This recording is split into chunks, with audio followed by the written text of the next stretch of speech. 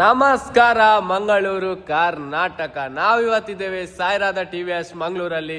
ಇವತ್ತು ಬಂದ್ಬಿಟ್ಟು ಯಾವ ಗಾಡಿ ರಿವ್ಯೂ ಮಾಡೋದಪ್ಪ ಅಂತಂದ್ರೆ RR310. ಬನ್ನಿ ನೋಡೋಣ ಇದ್ರದ್ದು ಸ್ಪೆಸಿಫಿಕೇಶನ್ ಫ್ಯೂಚರ್ಸ್ ಯಾವ ತರ ಇದೆ ಅಂತ. ಹಾಗೇನೆ ಚಾನಲ್ನ ಸಬ್ಸ್ಕ್ರೈಬ್ ಮಾಡ್ಕೊಳ್ಳಿದ್ರೆ ಸಬ್ಸ್ಕ್ರೈಬ್ ಮಾಡ್ಕೊಳ್ಳಿ, ಬೆಲ್ ಬಟನ್ನ ಪ್ರೆಸ್ ಮಾಡಿ. ಬನ್ನಿ ಗಾಯ್ಸ್.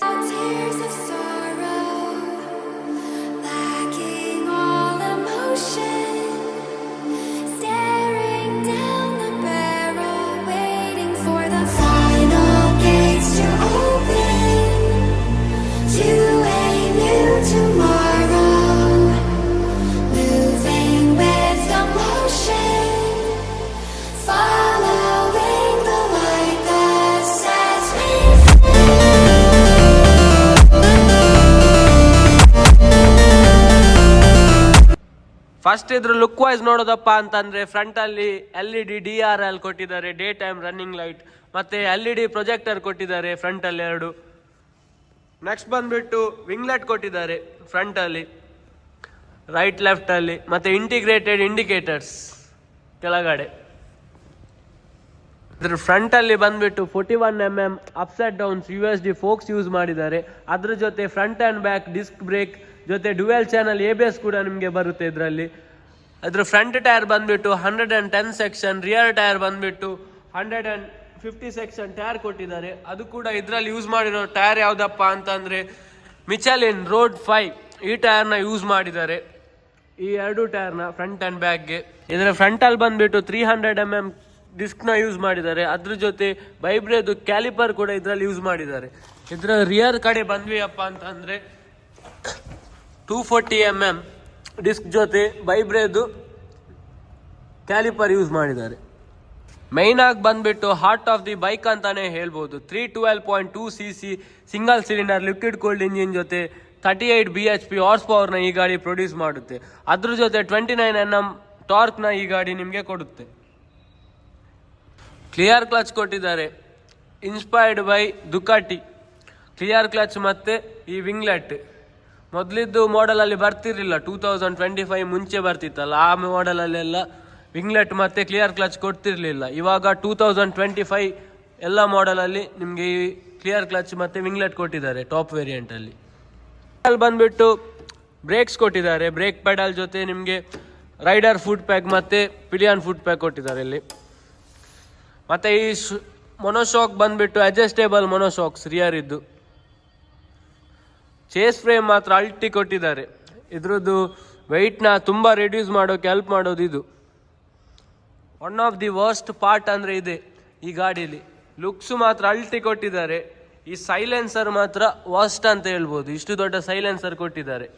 ಗಾಡಿದು ಲುಕ್ನ ಇದೇ ತುಂಬ ಖರಾಬ್ ಮಾಡ್ತದೆ. TVS ಅವ್ರದ್ದು one of the fairing bike ಅಂತಾನೆ ಹೇಳ್ಬೋದು ಇದು ಒಂದು ಮಾತ್ರ ಫೇರಿಂಗ್ ಬೈಕ್ TVS ಅವ್ರದ್ದು, ಮತ್ತೆ ಯಾವುದು ಕೂಡ ಫೇರಿಂಗ್ ಬೈಕ್ ಇಲ್ಲ.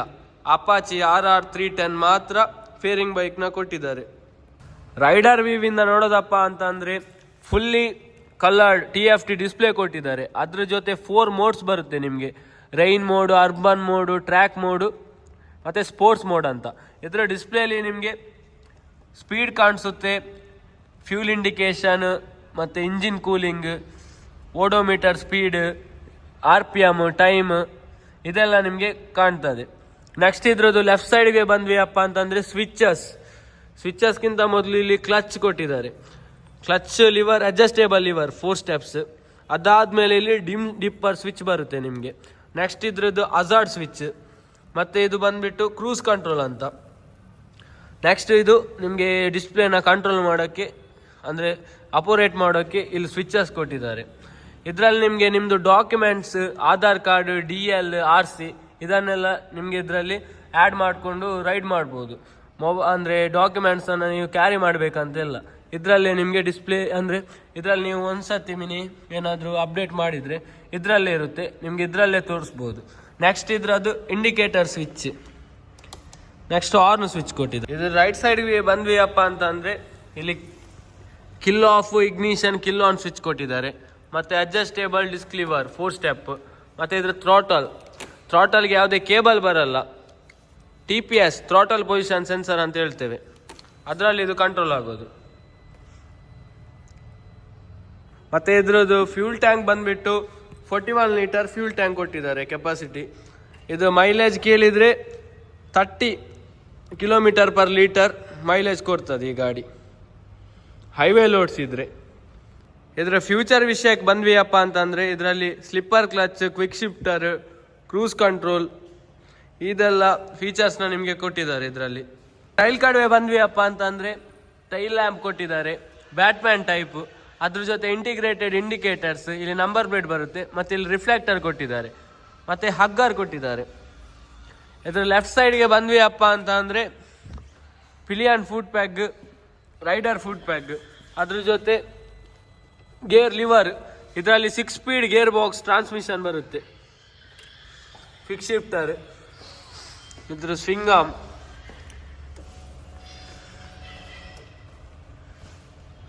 ಇದರಲ್ಲಿ DOHC ರಿವರ್ಸ್ ಇನ್ಲೈನ್ ಅಂತ ಏನಂತ ನೀವು ಕೇಳಿದರೆ, ನಮ್ಮದು ಗಾಡಿಯಲ್ಲೆಲ್ಲ ಅಂದರೆ ನಾರ್ಮಲ್ ಆಗಿ ಎಲ್ಲ ಗಾಡಿಯಲ್ಲಿ ನಿಮಗೆ ಫ್ರಂಟಿಂದ ಎಕ್ಸಾಸ್ಟ್ ಪೈಪ್ ಬರ್ತದೆ, ಇದರದ್ದು ನಿಮಗೆ ರಿಯರಿಂದ ಬರೋದು ಎಕ್ಸಾಸ್ಟ್ ಪೈಪ್, ಡೈರೆಕ್ಟ್ ಇಂಜಿನಿಂದ ರಿವರ್ಸಿಂದ ನಿಮಗೆ ಈ ಥರ ಬರುತ್ತೆ ಎಕ್ಸಾಸ್ಟ್ ಪೈಪ್. ಇದರ ಗ್ರೌಂಡ್ ಕ್ಲಿಯರೆನ್ಸ್ ಬಂದುಬಿಟ್ಟು 180 mm ಗ್ರೌಂಡ್ ಕ್ಲಿಯರೆನ್ಸ್ ಕೊಟ್ಟಿದ್ದಾರೆ, ತುಂಬ ಕಡಿಮೆ ಗ್ರೌಂಡ್ ಕ್ಲಿಯರೆನ್ಸ್ ಕೊಟ್ಟಿದ್ದಾರೆ.